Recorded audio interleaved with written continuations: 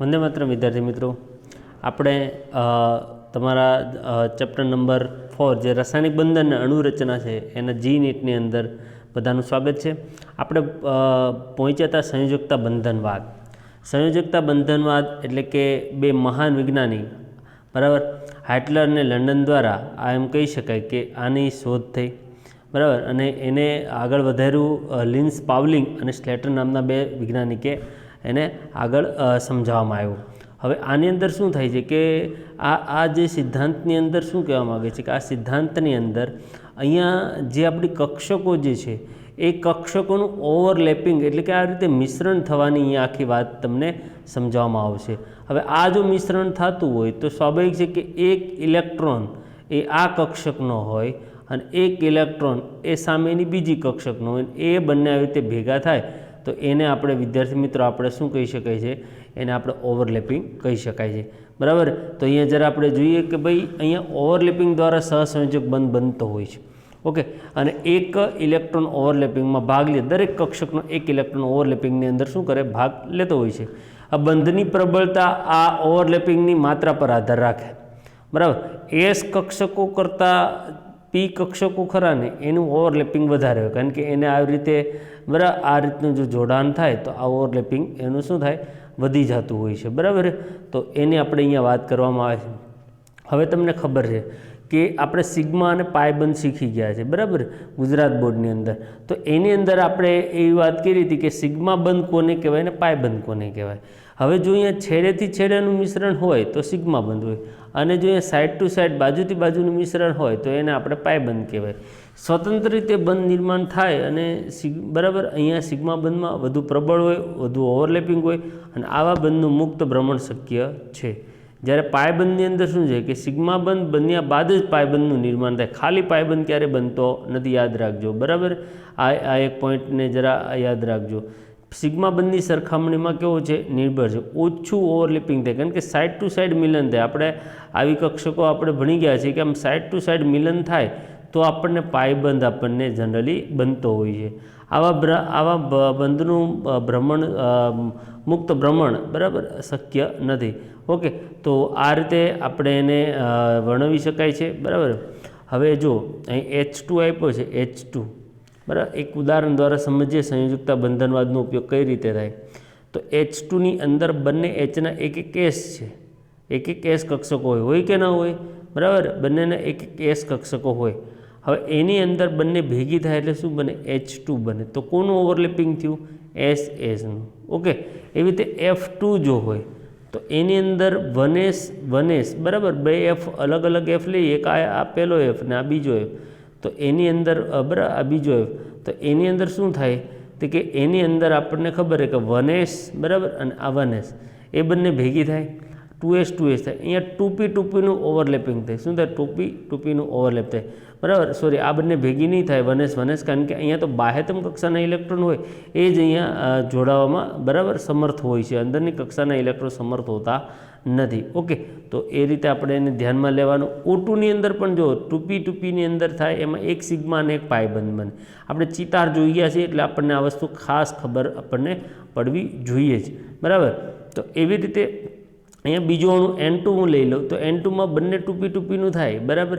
હવે એની અંદર એક સિગ્મા અને બે પાય છે, કારણ કે અહીંયા જે એક્સ અક્ષ ઉપર જે આપણી તમને ખબર છે કે અહીંયા જે પી કક્ષકો છે એના આકાર હું તમને કહું, એક આવો આકાર હોય, એક આ રીતનો આકાર હોય અને એક આકાર આ રીતનો હોય।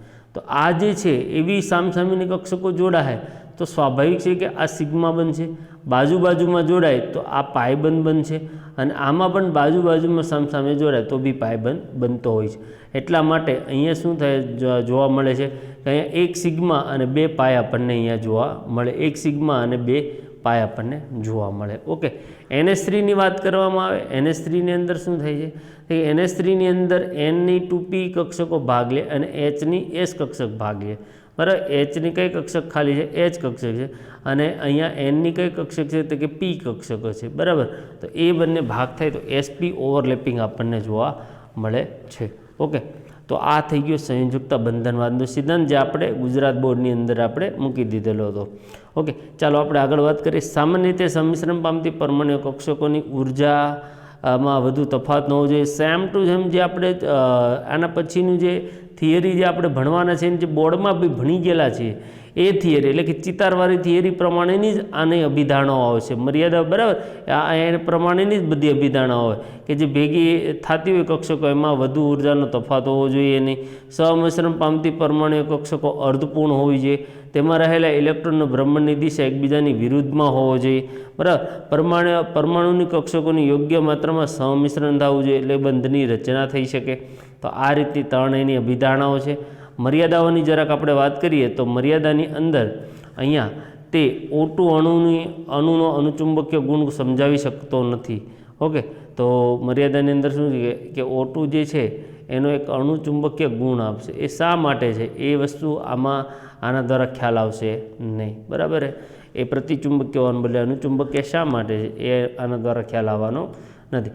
બંધ નિર્માણને કારણે પરમાણુની બાહ્યતમ કક્ષા સિવાયની કક્ષકો પર શી અસર થાય છે તે આ સિદ્ધાંત દ્વારા સમજાવી શકાતું નથી. બંધ નિર્માણના કારણે પરમાણુની બાહ્યતમ કક્ષા સિવાયની અંદરની કક્ષકોનું શું? મેં હમણાં કીધું ને અંદરની કક્ષકો ભાગ નથી લેતી, તો એનું શું?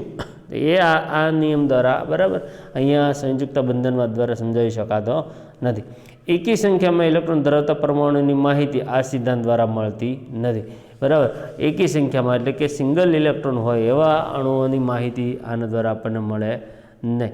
ઓકે, તો આ રીતે વિદ્યાર્થી મિત્રો બરાબર આપણો એ જે છે એમ કહી શકાય કે સંયોજકતા બંધનવાદ જે આપણે બોર્ડની અંદર એને આપણે નહોતો લીધો એને આપણે અહીંયા શીખી ગયા. ઓકે, હવે એની અંદરની આ થિયરી તો મેં તમને ત્યાં સમજાવી દીધેલી છે કે જુઓ તમે, છતાં બી આપણે એક વખત નજર નાખી લઈએ જેથી કરીને રિવિઝન થઈ જાય કે અહીંયા શું કહેવા માગે એસ અને પી કક્ષકોનું સહમિશ્રણ. બરાબર, તો અહીંયા જે છે સહમિશ્રણ જે થાય એમાં તમે જોઈ શકો એક સાઈડ સહમિશ્રણમાં પ્લસ પ્લસ છે, ઋણ છે કે શૂન્ય છે એ રીતનું આપણે સહમિશ્રણ આપણે જોઈએ. તો અહીંયા જે કક્ષકો છે જો પ્લસ પ્લસ થાય તો ધન કહેવાય અને એક પ્લસ માઇનસ થાય તો ઋણ કહેવાય. યાદ રાખજો.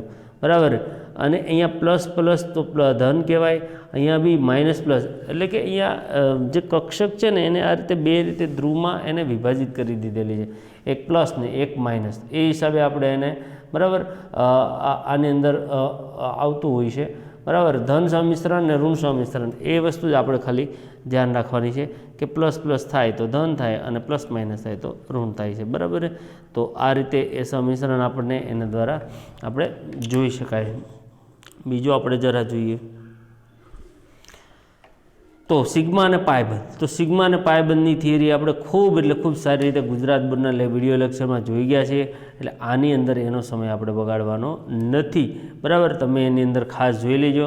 એના પછી છે અણુકક્ષકવાદ. બરાબર, અણુકક્ષકવાદ એટલે આણ્વીય કક્ષક મોલેક્યુલર ઓર્બિટલ થિયરીના નામથી આપણે પ્રખ્યાત છે. આ થિયરીના અનુસાર આપણને એ બી ખ્યાલ છે કે આ થિયરી અનુસાર આપણે ચિતારો બધા જોઈ ગયા છે. આની અંદર 2 ભાગ પડે, BMO એટલે કે બરાબર બંધકારક અને ABMO એટલે એન્ટી બોન્ડિંગ. બરાબર, એટલે બંધ પ્રતિકારક. બરાબર, એને આપણે વાત કરી ચૂક્યા છીએ તો એને આપણે અત્યારે જોતા નથી. શરતો બી આપણને બધી ખબર છે અને આ વસ્તુ બી ખાસ આપણને ખબર છે કે જે 14 ઇલેક્ટ્રોન ધરાવતા હોય, બરાબર, આને ખાસ યાદ રાખવાનું. એ અને આ 14 કરતાં વધુ ઇલેક્ટ્રોન ધરાવતા હોય તો એની આણ્વીય કક્ષકનો ઉર્જાનો ક્રમ કયો, અને 14 ઇલેક્ટ્રોન ધરાવતા હોય તો તેનાથી ઓછા ઇલેક્ટ્રોન ધરાવતી પ્રણાલી માટેની આણ્વીય કક્ષકની ઉર્જાનો ક્રમ કયો થાય એને આપણે યાદ રાખશું. પછી એના પછી બંધ ક્રમાંક. બરાબર, બંધ ક્રમાંક એટલે કે બોન્ડ ઓર્ડર 1/2. બરાબર, NB માઇનસ NA આપણે એને બી આપણે યાદ રાખી શકાય. એના પછી મહત્ત્વનો ચિતાર આવ્યો છે. હવે તમને ત્યાં મેં 1 થી જે આપણા 10 નંબર છે, બરાબર, એ પરમાણુ ક્રમાંક એના ચિતારો આપણે જોઈ ગયા છે. અહીંયા જરાક હું તમને દર્શાવી દઉં છું. બરાબર, ખાલી તમારે સમજવા માટે છે. એટલે જરાક તમને અહીંયા મેં CO નો ચિતાર આપણે દર્શાવીએ. કોણ? CO. તો એની અંદર તમે જુઓ કાર્બન 1s2, ઓક્સિજન 1s2 બંને ભેગા થાય સિગ્મા 1s સિગ્મા 1s. બરાબર, સિગ્મા સ્ટાર 1s કહેવાય. બરાબર, એના પછી 2s, અહીંયા બી 2s, sigma 2s, sigma star 2s. Okay, હવે જો આ બાજુ છે મારા કાર્બન લીધો છે અને જમણી બાજુનો જે છે, બરાબર, અહીંયા મેં આપણે ઓક્સિજન છે. આ કાર્બન માટેનો છે, આ ઓક્સિજન માટેનો છે. બરાબર, તો કાર્બન માટે તમને બધાને ખબર છે કે 2px ને 2py એટલે કે છેલ્લે 2p ની અંદર 2 ઇલેક્ટ્રોન હોય કે જ્યારે ઓક્સિજનની અંદર આપણે 2p ની અંદર 2 ને 2 4 ઇલેક્ટ્રોન હોય, તો ટોટલ આના 2p ના 4 અને આના 2 એટલે 6 થાય. હવે આપણે ગણતરી કરીએ, બરાબર છે. તો પહેલાં આપણે 2p પાય 2px ઇઝિકલ ટુ પાય 2py અને એની અંદર આપણે 4 ઇલેક્ટ્રોન ભર્યા. એના પછી સિગ્મા 2pz આપણે લેવામાં આવે છે, બરાબર. એની અંદર બીજા 2 ભર્યા એટલે કે ટોટલ 4 + 2 6 ઇલેક્ટ્રોન અહીંયા પૂર્ણ થયા. આપણને 6 ઇલેક્ટ્રોન આપણે અહીંયા પૂર્ણ કરી ચૂક્યા. તો આ રીતે આપણે CO જે ખરા એની રચના આવી રીતે થતી હોય છે, બરાબર. હવે આની અંદર આપણને ઘણાને પ્રશ્ન થશે કે સાહેબ આમાં જે ક્રમ છે કયો લેવો, 14 ઇલેક્ટ્રોન જેટલો કે 14 ઇલેક્ટ્રોન કરતાં વધુ. તો તમે વિચારો કે કાર્બન જે છે એમાં 6 ઇલેક્ટ્રોન, ઓક્સિજનની અંદર જે છે એની અંદર 8 છે, બરાબર. તો અહીંયા 14 ઇલેક્ટ્રોન કીધા છે અને આપણને મેં તમને આગળ જે શીખવાડ્યું એમાં શું કીધું કે 14 ઇલેક્ટ્રોન ધરાવતા કે તેનાથી ઓછા, બરાબર. તો આ ક્રમ ને 14 ઇલેક્ટ્રોન કરતાં વધુ હોય તો નીચેનો ક્રમ. એટલે ડાઉટ ક્લિયર કરી નાખજો એટલી વસ્તુનો. ઓકે, નેક્સ્ટ એનોનો ચિતાર તમારી સામે અહીંયા એનોનો ચિતાર આપણને આપ્યો છે. એમાં ડાબી બાજુનો જે છે આ એન છે, બરાબર. ડાબી બાજુ છે આ એન અને આ જમણી બાજુ છે એ ઓક્સિજન છે. તો અહીંયા ડાબી બાજુ જે એન આપણને આપી દીધેલો છે, બરાબર. એની અંદર આપણને કેટલા ઇલેક્ટ્રોન હોય આપણને ખ્યાલ છે કે 4 ને 3 7 ઇલેક્ટ્રોન આપણે એના હોય, બરાબર. અને ઓક્સિજનની અંદર ફરી પાછા 8. પરંતુ અહીંયા હવે ઇલેક્ટ્રોનની સંખ્યા થઈ જશે 15. તો ક્રમ બદલાઈ જશે, યાદ રાખજો. તો તમે અહીંયા જોઈ શકો છો આ ક્રમ તમે અહીંયા દેખાય છે તમારી સામે કે ક્રમ બદલાઈ ગયો. તો એને ખાસ આ 2 ચિતારો જ મહત્ત્વના જે છે એ ચિતારો મહત્ત્વના છે એ આપણે યાદ રાખજો. બાકી H2+ ને એ બધાનો તો ચિતાર મેં તમને શીખવાડી દીધેલા છે, બરાબર. કદાચ આવું હોય કે H2+ કીધો છે એટલે કે 1 ઇલેક્ટ્રોન કાઢી નાખવાનો. તો H2ની અંદર ઓરિજિનલ H2માં 2 ઇલેક્ટ્રોન હોય અને H2+માં ઓનલી ફોર 1 ઇલેક્ટ્રોન હોય. તો એનો ચિતાર આવી રીતે આમ બનતો હોય છે, બરાબર. અને એનો ચુંબકીય ગુણને આપણે યાદ રાખવાનો છે, બરાબર. એમ છતાં પણ અહીંયા થોડુંક શોર્ટમાં તમને અહીંયા આપેલું છે કે જો ઇલેક્ટ્રોન 8 હોય ને બંધ ક્રમાંક 0 હોય તો એવા ઉદાહરણ B2 છે. તમે આને યાદ બી રાખી શકો અથવા ચિતાર બનાવી અને તમે એને સોલ્વ કરી શકો. બંધ ક્રમાંક તો તમે ચિતાર બનાવો તો જ તમને ખ્યાલ આવે, બરાબર. તો અહીંયા તમને ઉદાહરણ જે છે એના ઉપરથી તમને બંધ ક્રમાંકને એવું પૂછાતું હોય, બંધ ક્રમાંક ઉપરથી ઉદાહરણ પૂછાય એવું ઓછું બનતું હોય, બરાબર. એમ પૂછે કે N2+ એનો બંધ ક્રમાંક કેટલો છે, તો કે 2.5 છે. ઓકે, એની અંદર ઇલેક્ટ્રોનની સંખ્યા 13 હોય કારણ કે N2 એટલે નાઇટ્રોજનમાં 7 ને બીજા Nમાં 7 એટલે 14 ઇલેક્ટ્રોનની અંદર એક ઓછો એટલે કે N2+ થાય. આ અહીંયા, બરાબર. આના ઉદાહરણ દ્વારા મેં તમને સમજાવ્યું. આવા ઘણા બધા ઉદાહરણ છે. આ એક આખો કોષ્ટક તમારે એમ કહી શકાય કે યાદ રાખવાનો રહે અથવા તો તમારે એને લખવો પડે અથવા તો ચિતાર બનાવીને સોલ્વ કરવો પડે. ઓકે, તો આ રીતે તમને કીધેલું છે. બંધ ક્રમાંક જોજો, અહીંયા તમને કીધેલું શું કીધું કે બંધ ક્રમાંક 0 હોય તો B2 છે, 0.5 હોય તો B2+ વગેરે વગેરે આપણે એને અંદર આપણે એને કહી શકાય છે, બરાબર. એક ખાસ ઓર્ગેનિક માટે અહીંયા થોડુંક આપી દીધેલું છે કે બહુઆણ અથવા આયનોનો બંધ ક્રમાંક ગણવાની રીત, બરાબર. જેમ કે બેન્ઝીન છે કે જેમાં સસ્પંદન થશે. સસ્પંદન શું એ થિયરી જો તમને ખ્યાલ ન હોય અથવા તો ન આવી હોય, બરાબર. એમ ચોથા ચેપ્ટરમાં આપણે આવી ગયેલી છે, છતાં બી આપણને ખ્યાલ ન આવ્યો હોય, બરાબર. તો ઓર્ગેનિકમાં હજુ આવશે. આ બેન્ઝીનમાં સસ્પંદન હોય તો એની માટેના, બરાબર, બંધ ક્રમાંક ગોતવા માટે આ BO એટલે કે એ લખ્યું છે અણુના 2 પરમાણુ વચ્ચે કુલ બંધની સંખ્યા. અણુના 2 પરમાણુ વચ્ચેના કુલ બંધની સંખ્યા છેદમાં અણુના સસ્પંદન બંધારણોની કુલ સંખ્યા આપણે. તો અહીંયા અણુના 2 પરમાણુ વચ્ચે કુલ બંધની સંખ્યા આપણે જોઈએ તો તમે જોઈ શકો છો આની ઉપર એક જગ્યાએ 2 છે ને એક જગ્યાએ 1 છે એટલે ઉપર લખ્યું 2+1 આવું આમ દર્શાવેલું છે. તો એની અંદર આમ દર્શાવેલું છે તો અહીંયા 2 છે અને બાજુમાં 1 છે તો 2+1 છેદમાં સસ્પંદનો જે છે એ 2 છે તો ભાગ્યા 2 એટલે કે 1.5 એનો બોન્ડ, બરાબર. બંધ ક્રમાંક કેટલો થાય 1.5. એવો CO3-2, બરાબર. એની માટે આપણે ગણવો હોય તો અહીંયા 4/3, બરાબર. 4/3 = 1.3. ઓકે, તમારે સસ્પંદન બંધારણો તમારે યાદ રાખવાની. હવે અહીંયા સૌથી એક શોર્ટકટ વસ્તુ છે એ તમારે ખાસ બંધ ક્રમાંક ચલે છે સ્થિરતા, જેટલો બંધ ક્રમાંક વધો. જો સમપ્રમાણમાં હોય તો બંને એક વધે તો બીજો વધે, અને વ્યસ્ત પ્રમાણમાં હોય તો એક વધે તો બીજો ઘટે, એવી રીતે થાય. તો વિદ્યાર્થી મિત્રો, અહીંયા બંધ ક્રમાંક ચલે છે સ્થિરતા, ચલે છે વિયોજન એન્થાલ્પી, ચલે છે લેટાઈસ ઉર્જા. 1 બંધ ઉર્જા એટલે કે વ્યસ્ત પ્રમાણમાં, 1 સક્રિયતા વ્યસ્ત પ્રમાણમાં, 1 પ્રતિક્રિયાત્મકતા વ્યસ્ત પ્રમાણમાં. ઓકે, તો આ હિસાબે અહીંયા કેટલાક અણુઓ જે આપણને આપ્યા છે એના સંયોજકતા ઇલેક્ટ્રોન કીધા છે. એમાં બંધ કારક બરાબર અને બંધ પ્રતિકારક બરાબર એ એમ કહી શકાય કે બોન્ડિંગ અને એન્ટી બોન્ડિંગ. NB એટલે બંધ કારક અને NA એટલે એન્ટી બોન્ડિંગ બંધ પ્રતિકારક. તો એમાં બંધ ક્રમાંકની સંખ્યા કેટલી, ચુંબકીય ગુણ શું થાય છે એ અહીંયા તમને દર્શાવેલો છે બરાબર. તો એવી રીતે આ બધા જ જે આપણે ચિતારો સિવાયના પણ તમારે ખાસ આને જોવાના રહેશે બરાબર. ખાસ તમારે આને યાદ રાખવાના રહેશે. નીચે ફરી પાછું આપ્યું છે બંધ ક્રમાંક ચલે છે બંધ ઉર્જા, ચલે છે બંધ લંબાઈ, ચલે છે પરમાણુ સ્થિરતા. તો એને આપણે ધ્યાન રાખશું. હવે ટોપિક ઉપર લઈએ સંકરણ, જે મેં તમને ખૂબ સારી રીતે બોર્ડ ઉપર વ્યવસ્થિત સમજાવેલો છે. એટલે કે અહીંયા સંકરણ જે ખરો બરાબર, છતાં બી આપણે થોડુંક એની વિશે વાંચી બી લઈએ તો આપણને વધારે આઈડિયા રહે કે એક જ પરમાણુની સમાન ઉર્જા ધરાવતી અથવા ઉર્જાનો ઓછો તફાવત ધરાવતી પરમાણુ કક્ષકો એકબીજા સાથે સમિશ્રિત થઈ સમાન ઉર્જા તેમજ સમાન સમિતિ ધરાવતી તેટલી સંખ્યામાં નવી કક્ષકો રચાય છે, જે કક્ષકોને સંકર કક્ષકો, અને તે પ્રક્રિયાને આપણે એમ કહી શકાય સંકરણ કહે છે. ઓકે, બીજી વસ્તુ સંકરણની લાક્ષણિકતા, સમાન શક્તિ ધરાવતી અને શક્તિનો ઓછો તફાવત ધરાવતી કક્ષકો જ એકબીજા સાથે સમિશ્રિત થઈ શકે છે. ઓકે, તો આ બધા જ નિયમો આમ જોવા જઈએ તો એકવાર આવી ગયેલા જ છે બધા, એટલે ખોટો સમય નથી બગાડતો આમાં બરાબર. એકવાર વાંચી જજો. એની અંદર વિકૃત ભૌતિક રચનાઓ તેમના બંધકારક ને અબંધકારક એમ બંને પ્રકારના ઇલેક્ટ્રોનિક ધરાવતી કક્ષકો છે. ઓકે, સંકરણનો પ્રકાર SP એટલે S+B બરાબર. આ બી હવે આ તો એકદમ નાનું બી આપણે બોર્ડ ઉપર શીખી ગયેલા છીએ, એટલે અહીંયા પાછું તમારે એને યાદ જ એક વખત રાખવાનું. ડી કક્ષકોનું સંકરણ ખાસ યાદ રાખજો. sp3d, sp3d2, sp3d3, dsp2 અને dsp3. ઓકે, તો એની અંદર જે ડી કક્ષકો કઈ આવે એ તમને અહીંયા દર્શાવેલી છે કે બધામાં સિંગલ જે ડી કક્ષકો છે તો કઈ આવી શકે એ આપણે દર્શાવેલી છે. એના પછી ફરી પાછું આપણને અહીંયા SP સંકરણ હોય તો આકાર યાદ રાખજો. યસ, આ ખૂબ મહત્ત્વનું છે. SP સંકરણ કરતો હોય તો રેખીય આકાર હોય અને બંધકોણ 180નો હોય.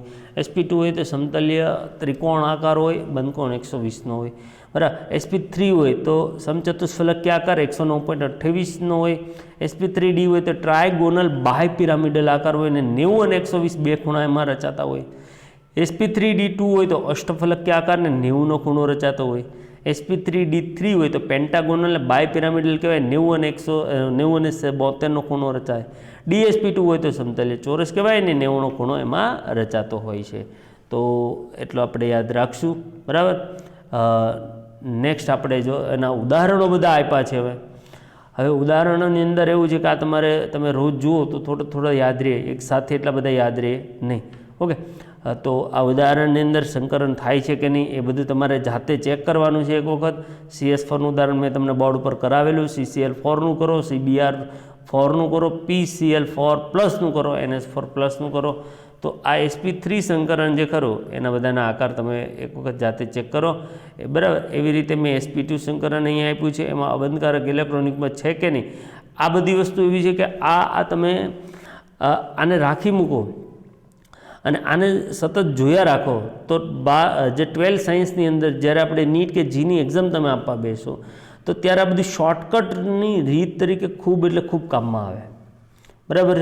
જે લોકો જી નીટની એક્ઝામ આપતા હોય એને બી એક વખત પૂછો તો તમે જે આવી નોટ્સમાં લખેલું વસ્તુ હોય તો તમને એની અંદર ખૂબ હેલ્પફુલ મદદરૂપ થાય.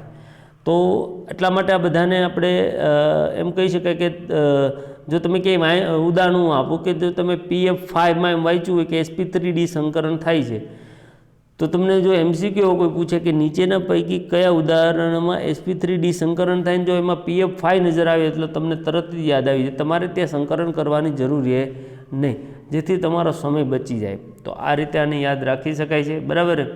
તો એને જોઈ લો એક વખત. એક સંકરણની જાણવાની એક બીજી એક રીત છે, આ યાદ રાખજો. કઈ રીત છે? અણુ અથવા આયનના દરેક પરમાણુની બાહ્યતમ કક્ષાનો ઇલેક્ટ્રોનનો પહેલાં સરવાળો કરો. બાહ્યતમ કક્ષાના ઇલેક્ટ્રોન કીધા છે, બરાબર. જો સરવાળો 8થી વધુ હોય, 8 કરતાં વધુ હોય તો 8 વડે એને ભાગો. જો સરવાળો 8 કે તેથી ઓછો હોય તો 2 વડે ભાગો. રેડી? હવે જે એમાં જવાબમાં 2, 3, 4, 5, 6, 7 જે રીતે આવે એ પ્રમાણે તમારે આ એક કોષ્ટક યાદ રાખવાનું રહે. ખૂબ સિમ્પલ એક આ રીત બી છે, બરાબર. સીધું તમને ખ્યાલ આવી જાય. ફરીવાર બોલો કે જો એક ઉદાહરણ આપી સમજીએ એટલે થોડુંક આપણને ખ્યાલ આવી જાય, બરાબર. તો જો વિદ્યાર્થી મિત્રો, અહીંયા CO3 -2 છે, બરાબર. હવે આની અંદર કાર્બનના ઇલેક્ટ્રોન, બરાબર, સંયોજકતા કક્ષાના કેટલા થાય? 4. રેડી? એક જ કાર્બન છે. ઓક્સિજન જે ખરો એને બાહ્યતમ કક્ષાના ઇલેક્ટ્રોન કેટલા થાય? આપણે 1s2 ને બાદ કરો તો 2s2, બરાબર, ને એ આપણે ગણીએ તો 6 થાય. કેટલા છે બરાબર? આ કેટલા છે? તો કે એ છે આપણા ઓક્સિજન છે 3, તો અહીંયા 3 લખ્યા. અને આ ઉપર જો તમને -2 દેખાય એટલે અહીંયા બીજા 2 ઇલેક્ટ્રોન તમારે ઉમેરવાના. ટોટલ આંકડો થાય 24. આપણે શું કીધું હતું? જો 8 કરતાં વધુ હોય તો 8 વડે ભાગવાના. આપણે 8 વડે ભાગ્યા, 3 જવાબ આવ્યો, 3 આવ્યો એટલે આપણે સામે શું હોવું જોઈએ? sp2 સંકરણ. શું હોવું જોઈએ? sp2. અહીંયા કેલ્ક્યુલેશનમાં ભૂલ કરીને એટલે સંકરણ ખોટું પડી જાય. તો તમારે આની અંદર, બરાબર, બીજું એક ઉદાહરણ આપણે સમજાવીએ. ચાલો જુઓ. નાઇટ્રોજન NH4+ નું ઉદાહરણ લઉં છું. નાઇટ્રોજનની અંદર બાહ્યતમ કક્ષામાં ઇલેક્ટ્રોનની સંખ્યા મેં કીધી 5, બરાબર. કાર્બન પછી નાઇટ્રોજન 5 આવે. હાઇડ્રોજનમાં 1 આવે, 4 છે, અને +1 છે એટલે -1 કર્યા, આવ્યા 8. 8 કે તેથી ઓછા હોય તો 2 વડે ભાગો, 4 એટલે કયું સંકરણ? sp3. તો આ રીતે આને આપણે સોલ્વ કરી શકાય, ખૂબ ઇઝી છે, બરાબર. નેક્સ્ટ છે હાઇડ્રોજન બંધ. યસ, હાઇડ્રોજન બંધ 2 પ્રકારનો હોય, આંતઃઆણ્વીય અને આંતરાણ્વીય. યાદ રાખજો. હાઇડ્રોજન બંધ કોની સાથે રચાય એટલું એક મગજમાં ફિટ કરી દો કે NOA, ફોન. હાઇડ્રોજન બંધ ફોન, અને બીજો થોડાક અંશે ક્લોરિન, થોડાક અંશે. હવે એમાંય હાઇડ્રોજન બંધના 2 પ્રકાર છે, આંતઃઆણ્વીય અને આંતરાણ્વીય. આંતઃમાં તમને એક ઉદાહરણ મેં આપ્યું છે. આ એક ઉદાહરણ છે ઓર્થોનાઇટ્રોફિનોલ, બરાબર. ઓર્થોનાઇટ્રોફિનોલ. આ ઉદાહરણની અંદર આ એકચ્યુઅલી ખરેખર તો આ રીતનું આ બંધારણ છે, આ રીતનું ઓર્થોનાઇટ્રોફિનોલ છે, બરાબર. એને થોડુંક વિસ્તૃત રીતે બનાવ્યું તો આ રીતે બન્યું. H અને આનો O એ અંદર જ અહીંયા જોડાણ પામી જાય, હાઇડ્રોજન બંધ બનાવી નાખે. એટલા માટે એને આંતઃઆણ્વીય કહેવાય. શું કહેવાય? આંતઃઆણ્વીય.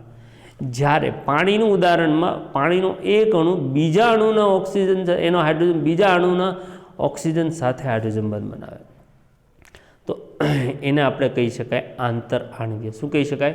આંતરઆણ્વીય. અને હાઇડ્રોજન બંધને લીધેથી જ વિદ્યાર્થી મિત્રો આપણે એમ કહી શકાય કે હાઇડ્રોજન બંધને લીધેથી જ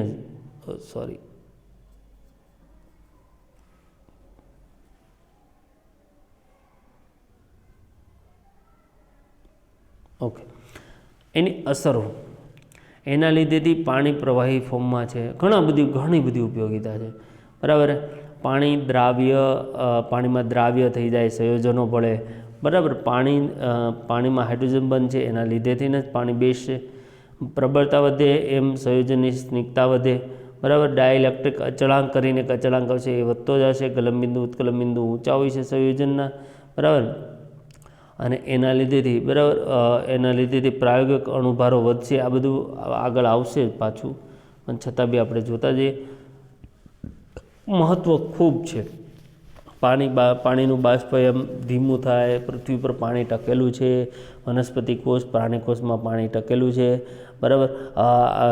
જમીનમાં ભેજ ટકી રહે છે. આપણે સ્નાયુની અંદર એમાઇડ બંધને લીધે હાઇડ્રોજન બંધ રચાય છે, તેનાથી સ્નાયુ કામગીરી કરી શકે. દવાની અસર કરતાં DNA, RNA બધું જ હાઇડ્રોજન બંધને કારણે જોવા મળે છે. તો અને બીજું છે આંતરાણ્વીય આકર્ષણ બળ, જે આપણે 5 ચેપ્ટરમાં જોઈ ગયા. તો આ સાથે વિદ્યાર્થી મિત્રો આપણે આ જે ચેપ્ટર કરવું એનો આપણે જે થિયરિકલ ભાગ છે એ પૂરો કર્યો. MCQ આપણે તમે જાતે એને કવર કરજો, છતાં બી હું અમુક ઇમ્પોર્ટન્ટ MCQ તમને કરાવીશ અને એના પછી આપણે નેક્સ્ટ 5મું ચેપ્ટર આપણે સ્ટાર્ટ કરી દઈશું. Okay, thank you.